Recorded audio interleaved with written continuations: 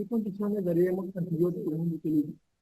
Cuando, no, tienes que buscar el agente etiológico, es sintomático. Es como, por ejemplo, si hay una diarrea bacteriana, ¿no? Haces coprocultivo, exámenes de sangre, se aísla el germen. Si tienes tu germen, das un antibiótico. Si no, no. No, no necesariamente.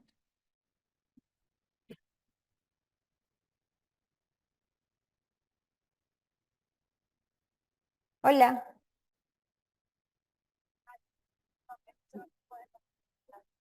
Síndrome de Fatiga.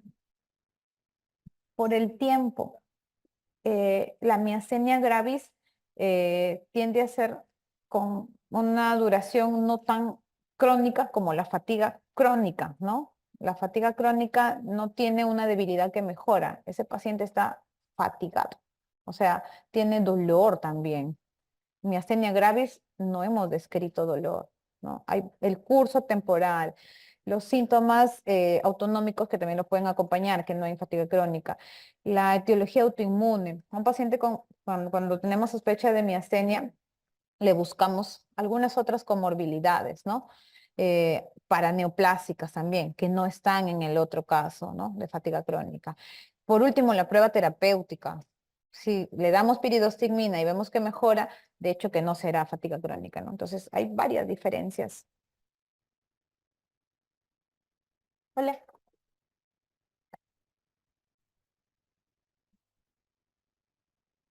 Las miasteniformes, esas son miasteniformes.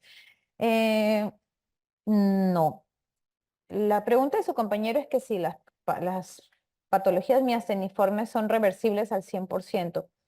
La verdad es que no. Aún después del tratamiento quirúrgico, que es algo como que bastante, de bastante ayuda, no suelen dejar al 100% al paciente, ¿no?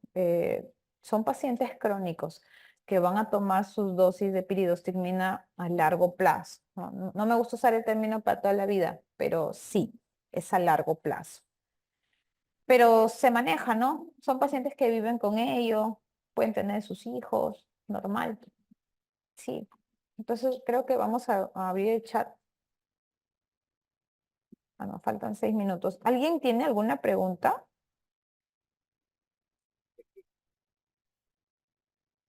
Ah, ya, ahí dice MEI. En realidad son las infecciones y los fármacos, ¿no? La temperatura caliente, hemos dicho que con el frío mejoran, ¿no? También puede ser. La lista es inmensa. Disculpa. No, es mucho más grande. Un paciente con diagnóstico de miastenia gravis, eh, ya con un ACRA positivo en sangre, recibe, entre otras cosas, mucha educación respecto a los fármacos que puede usar, ¿no? Ese paciente no puede ir a la farmacia y tomarse, digamos, un relajante muscular cualquiera para una lumbalgia. No. La lista es bastante grande, tiene relajantes, antibióticos, antiinflamatorios, eh, para las patologías cardíacas. Es una lista más o menos considerable. Exactamente el número de fármacos no lo recuerdo, pero podría decirte que aproximadamente 100 o más fármacos. Sí, ellos son pacientes muy especiales, ¿no? Uy, se está avanzando esto, perdón. Perdón. Ah, ya. Entonces, acá uno de sus compañeros, perdón, vamos a regresar acá. No se puede. Desea una pregunta, hace referencia a que cuáles eran los fármacos, si es que se mencionaron, ¿no? Acá está. Selegilina y rasagilina, hemos dicho que inhibidores del metabolismo periférico de levodopa, ¿no? Explicamos que el 60% aproximadamente era lo que se absorbía directamente y el resto se podía, entre comillas, perder. Y para que no se pierda ese resto de levodopa, tenemos rescatadores de esa levodopa periférica. Por ejemplo, la carbidopa, por ejemplo, la selegilina, por ejemplo, la rasagilina, ¿no? De igual manera, los INCOMT, entacapone y tolcapone, y mencionamos que en una de las preguntas el tolcapone estaba eh, retirado o proscrito por la insuficiencia hepática, ¿no?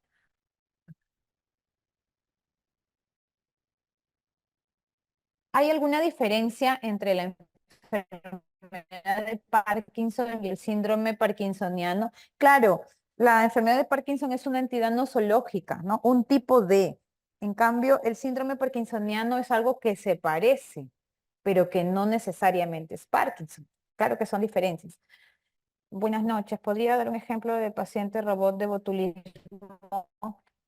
Claro, es un paciente que tiene debilidad, que no mejora con la actividad física, una debilidad proximal, y que trabajaba en una fábrica de enlatados, ¿no? Por decir, y que normalmente se alimentaba de ese tipo de enlatados, ¿no? Que tuvo disautonomías y que inicialmente fue diagnosticado como miastenia gravis sin mejoría clínica efectiva con dosis progresivas de piridostigmina o mejorías mínimas. Le hicieron anticuerpos, ACRA positivo, no pasa nada. Le hicieron anticuerpos para las variantes atípicas como los anti-MuSK, tampoco. Entonces aislaron Clostridium botulinum positivo. Listo, paciente robot, ¿no? El principal gatillante en el Guillain-Barré son bacterias o virus.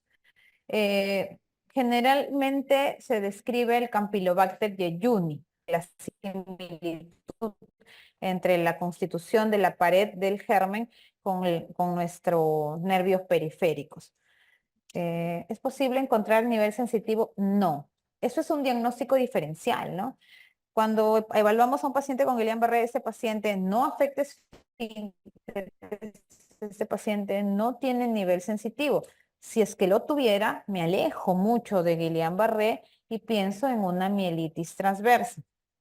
¿Qué condiciones exacerban la miastenia gravis? Las infecciones, dijimos, ¿no?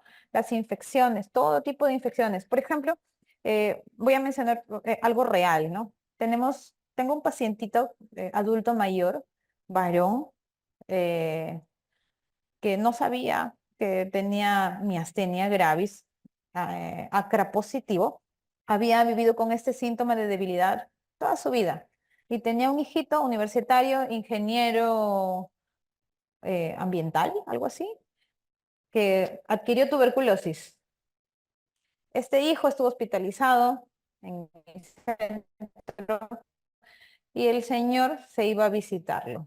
Se iba a visitarlo a su hijito mientras estuvo en el área de neumología y de pronto el señor, el papá, se contagia.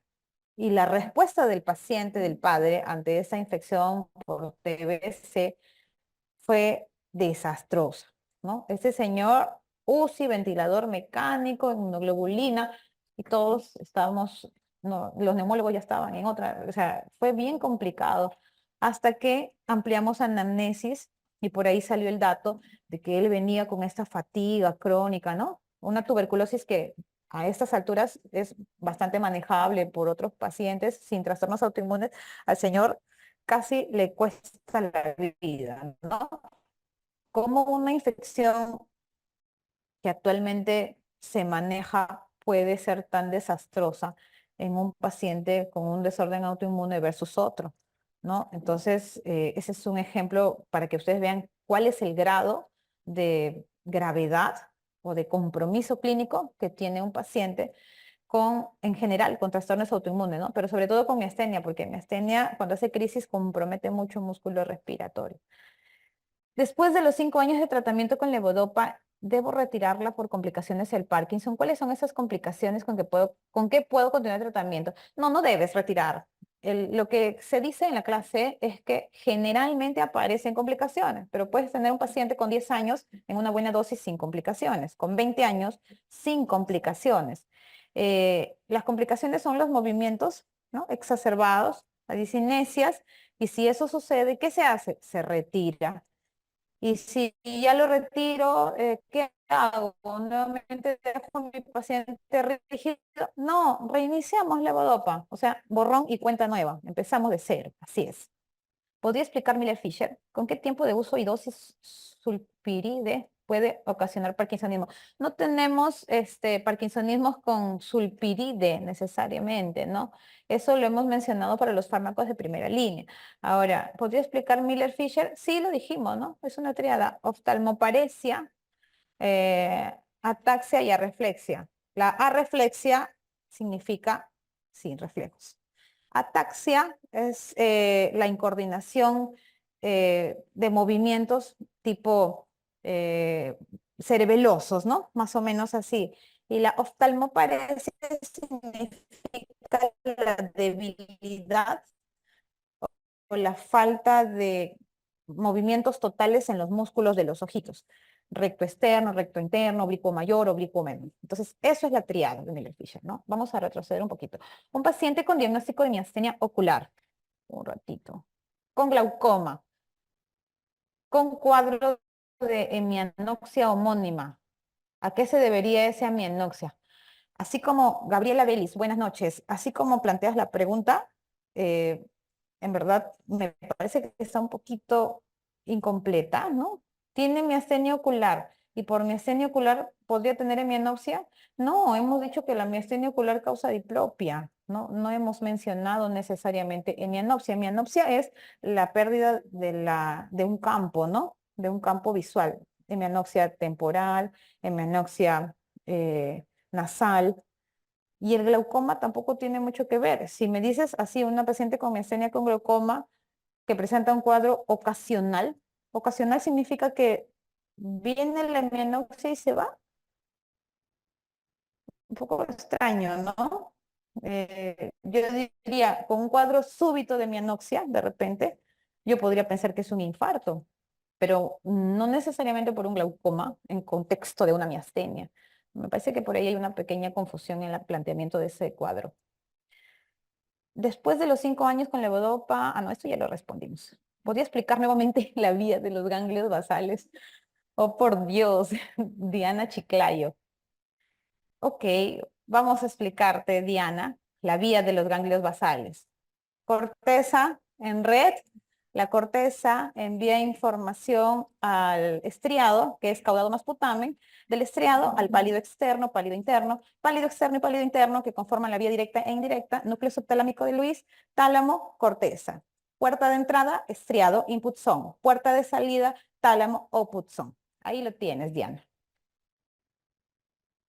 Entonces dice, el síndrome de Tourette no pertenece a los síntomas hiperkinéticos. ¿Cómo podríamos abordar?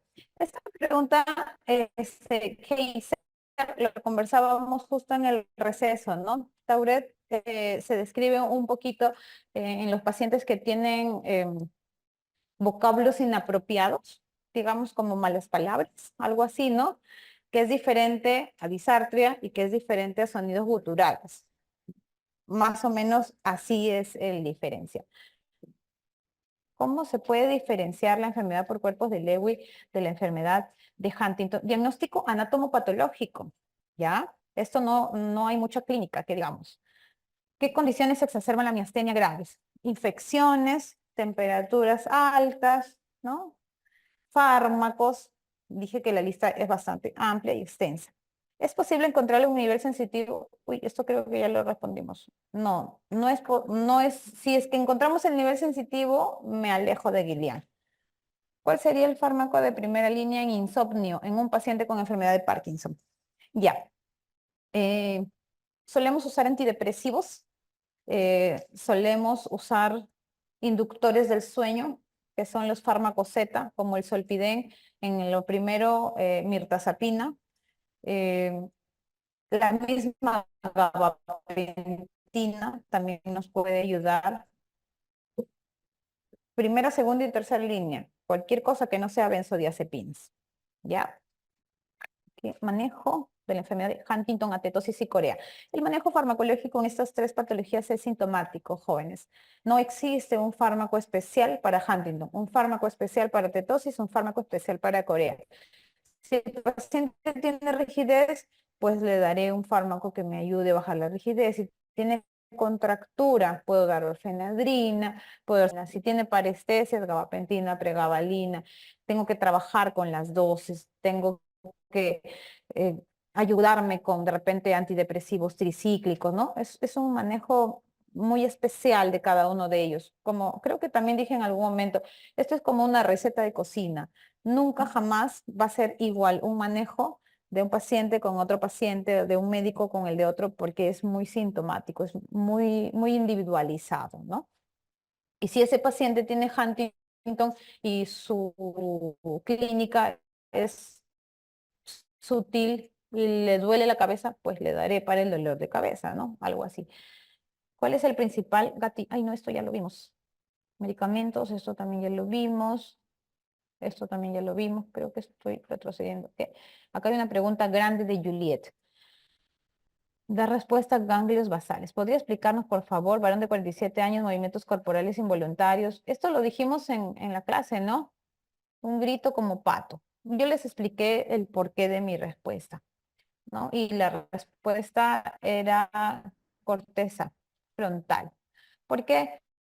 Porque si solamente me hablara de movimientos corporales involuntarios, solamente eso, sí pensaría de sonidos inapropiados. Entiendo yo que es una alteración del lenguaje, ¿no? Y yo marcaría solo por eso corteza.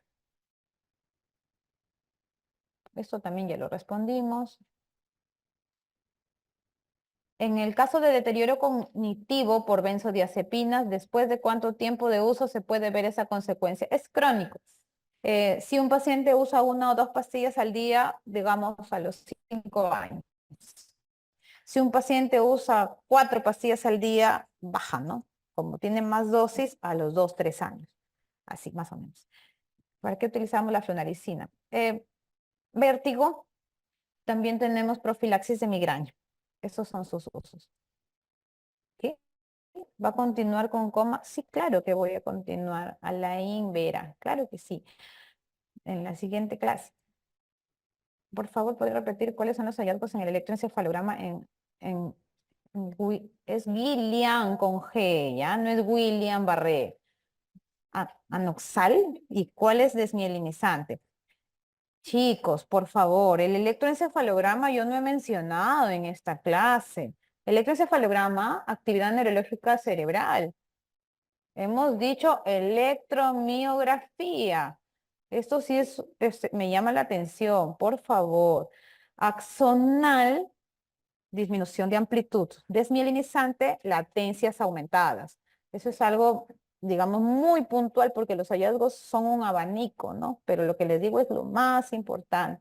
Y es electromiografía, nervio periférico. Acá no interviene el electroencefalograma, por favor. Patrón de aparición clásico de los síntomas.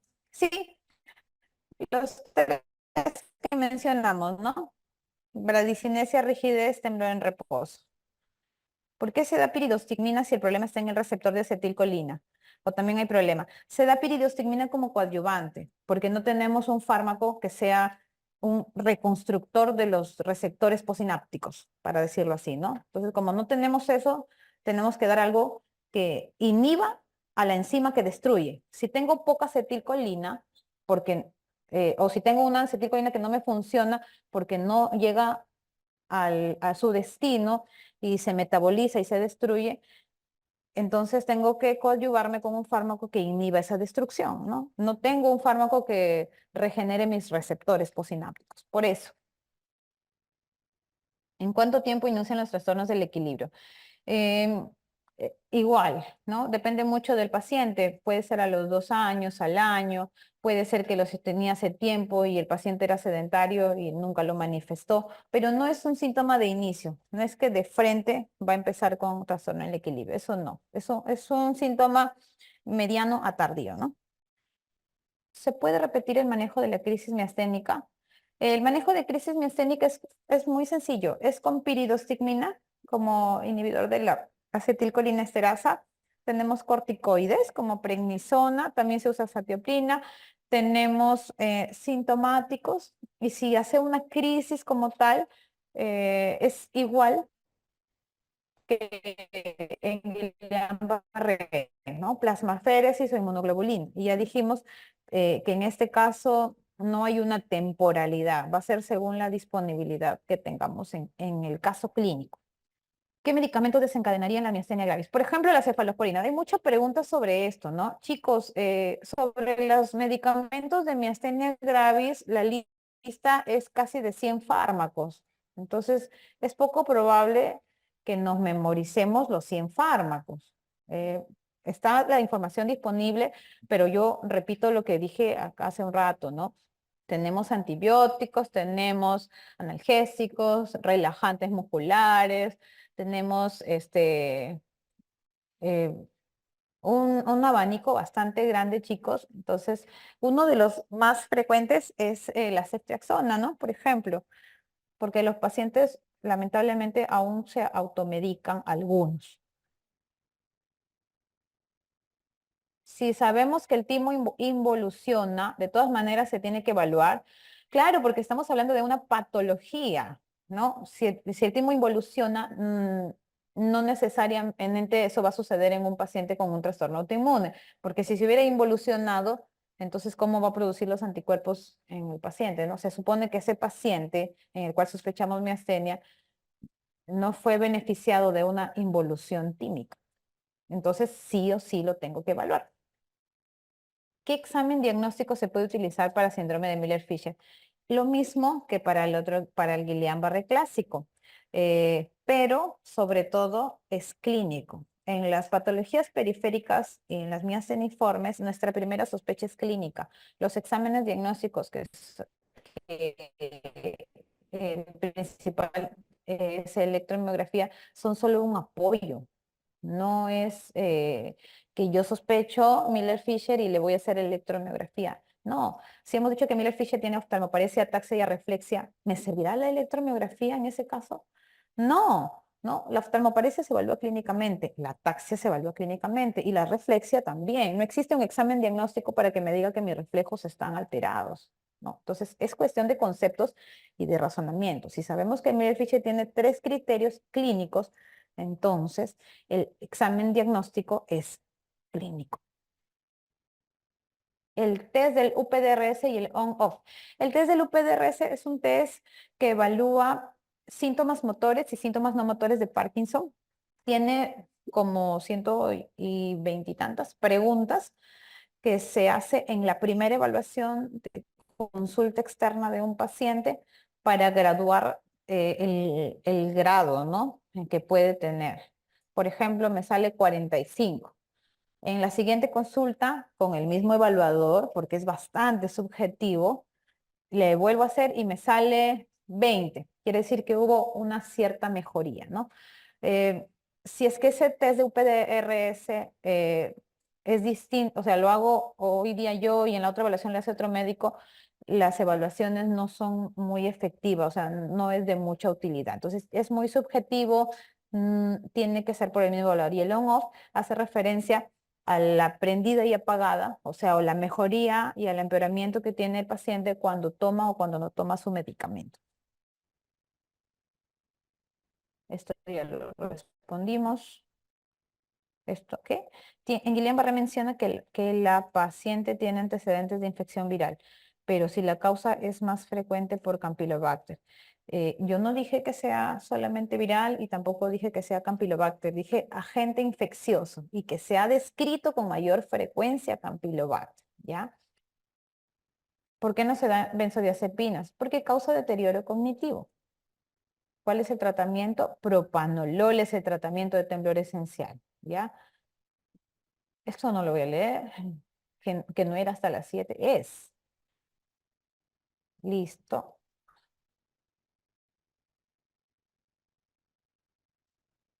La pregunta de César Antonio Carrasco eh, dice, doctora, pero la respuesta no sería ganglios basales, ya que el síndrome de Tourette tiene los ganglios basales disfuncionales. O sea, hay tics motores y vocales. En mi criterio no sería, porque esa ese lenguaje que describen como que sonidos guturales, ¿no? De pato, guturales, porque sabemos que si dicen pato, ese paciente ni siquiera pronuncia una palabra, ¿no? Creo que así yo lo estoy enfocando. En ese caso, si no hay una palabra articulada, o sea, una cosa es una palabra grosera, otra cosa es una disartria sin articulación y otra cosa es un sonido gutural. En este caso me hablan de un trastorno lenguaje, no de un trastorno de semántica, si se quiere entender. Por ese motivo, yo no elegiría como primera opción esa. Y no mencionan tics motores ni tics vocales, ¿no? El tratamiento de Guillain-Barré. Claro que sí. El tratamiento de Guillain-Barré va a depender de la escala de Hughes, hemos dicho, ¿no? Menor o igual a 2, o sea, 0, 1, 2, y mayor a 2, o sea, 3, 4. Si es menor o igual a 2, menos gravedad. Recuerden que a partir de 3 ese pacientito ya va a usar su bastón, ¿no? Entonces, podría elegir también, ese es un criterio. El otro es la temporalidad, ¿no? Si es menor a 15 días o a 2 semanas, podría optar por inmunoglobulina. Si es es una niñita, si es una embarazada, podría optar por inmunoglobulina. Si es una paciente joven, podría optar por inmunoglobulina. Si es un abuelito, con el respeto inmenso que me merecen ellos, si es, digamos, una paciente no embarazada y solo tengo en mi hospital plasmaféresis, pues le doy, ¿no? Eh, Eso es más o menos el criterio para decidir. No, uno no es mejor que el otro. Tampoco se mezclan los tratamientos. No es que le doy inmunoglobulina, lo vuelvo a explorar, no mejora. Ya, voy a probar con plasmaféresis. No. Damos inmunoglobulina, evaluamos, si consideramos, podemos dar un segundo ciclo de inmunoglobulina y ahí nos quedamos y esperamos. Los siguientes pasos ya son fármacos como por ejemplo rituximab, ¿no? Fármacos un poquito más agresivos y difíciles de acceder. Plasmaféresis tampoco, no se mezcla, no se da plasmaféresis, inmunocorticoide no se da, por si acaso, en Guillain-Barré no se da corticoide, ¿ya? Ese es un error. Eh, y eso, ¿no? Más o menos así es el abordaje terapéutico.